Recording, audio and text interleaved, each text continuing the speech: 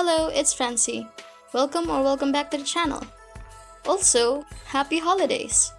It is December and for today, I don't have anything new to show you guys, but I do have some seasonally appropriate artworks that I haven't made a video for yet, which is also why the format of this video may be a bit different, since these artworks were made before I got my current laptop.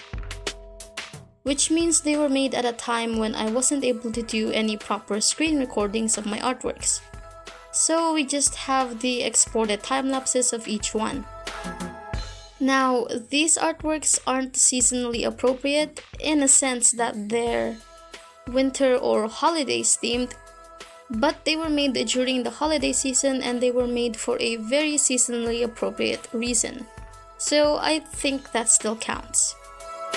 Anyways, here's a bit of context for this video. These artworks were made all the way back in 2022, either during November or December, I honestly forgot.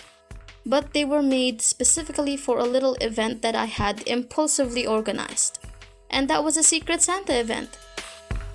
If you're not familiar with the concept of Secret Santa, at least in artist terms, it's an event where you and a couple of other artists, usually friends or mutuals, exchange artworks as gifts. Except you won't know who among your group is making the artwork for you, until it's time to actually send each other the artworks or gifts you made.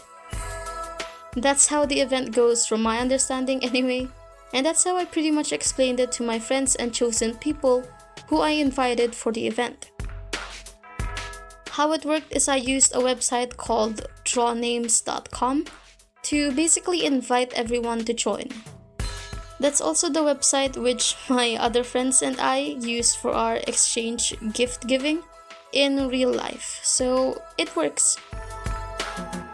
There you could make your own wish list of what items you would like to get as a gift, and using the site it would randomly generate which person from your group you will be giving a gift to. But you won't know who got your name. So you know who you're giving a gift to, but you won't know who will be giving you a gift. It's basically exchange gift, so everyone who participates gets a gift from someone else, with that added element of surprise. When I organized it, I'm pretty sure we used the wishlist feature to put in references of what we would like to have drawn for us as a gift. And I got a really cool artwork from that event from Puppy Muru on Instagram, so that was really nice too. Meanwhile, I became the Secret Santa for one of my closest friends in real life. And the first artwork here is the artwork I made as a gift. It's a really simple artwork of their character, and I remember really trying to keep the art style simple. That included making simple shading and highlights, which I think this was the first artwork I made where I actually made those solid highlights. I'm not sure, but I do know that I used to just use white for the highlights and then lower the opacity after. I'm not entirely sure what I did here, but I think this was the basis for how I do my highlights now. So yeah. Also, it was the first piece where I tried simple gradients in the flat colors too, since I usually didn't add gradients in the flat colors. I added some presents on each side of the character and used my custom snowflake brush, stamp kind of thing, for the snowflakes in the corners. This one has a very purple palette because I believe that was also in the wish list. But anyways, even though I only had to make one gift for the event, it was my very first time hosting a Secret Santa online, so I figured I'd give an extra gift to everyone else who participated. So everyone got an extra colored sketch from me. That way everyone got two gifts, one from their Secret Santa and another extra gift from me. This next one is the extra gift I made for my friend, which is of another character from them. Fairly simple really, still having that same purple palette. You can also just really see the difference in how I start off my artworks from then to now. Now, I usually sketch things out traditionally on paper first, then import the image of the sketch to be polished digitally, which saves me a lot of time. But back then, I used to start with a simple square in the corner where I'd do the thumbnail sketch, then scale it up to be polished on a separate layer after. I definitely do things a little bit faster now. This next one is one of my favorite gifts to have given because it's for one of my top online friends, and it has a cute froggy. I made the frog all cozy and warm with a scarf and a Christmas hat, and I gave it a little pencil too, just to show that it drew my friend's little icon on a piece of paper. And it's likely the third try, because there's already 2 crumpled pieces of paper to the side. Little froggy really did try. This next one is pretty cool because from what I can remember, it's a character used for Sky, the Children of Light game. I had a really fun time putting this together and using all the blues and figuring out the coat and fabrics, and I'm pretty sure there's something that's meant to be glowing in the center. All I can remember is that this was really cool and I had a lot of fun with it. This one is also pretty nice because I believe it's a character one of my fellow Filipino friends has.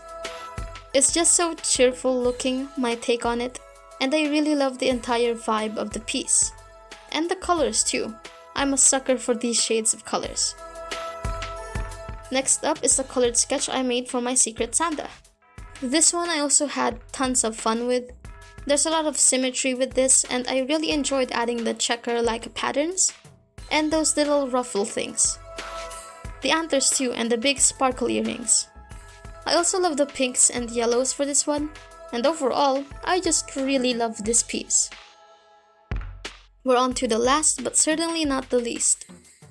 This one is also for one of my friends. Well, I keep saying that, but I consider all of them my friends, and that's why I invited them for the Secret Santa anyway.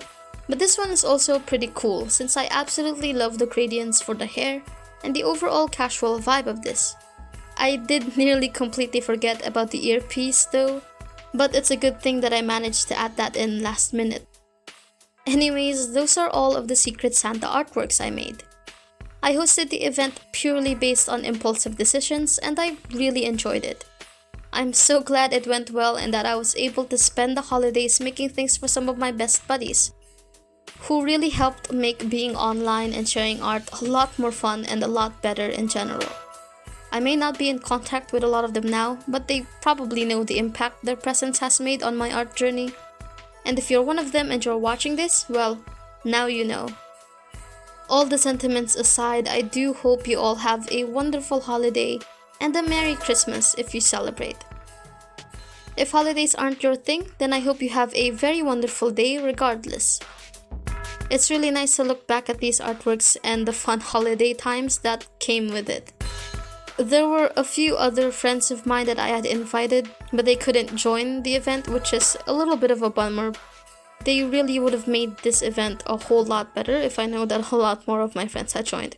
But I don't blame them, we all have different things going on in our lives, especially during the holidays. It's a very busy time of the year. With everything said though, thank you so much for watching. If you'd like to support me during the holidays, one of the best ways to do it is through Ko-fi. You can send me even just $1 there and I'd be really happy. If you don't though, just watching this video already means a lot, so thank you. Feel free to leave a like, maybe drop a comment, and subscribe if you want to. That would really help me out as well and would be a great gift to me too. With everything said, thank you so much again, and I hope you all have a wonderful day, and happy holidays! Take care!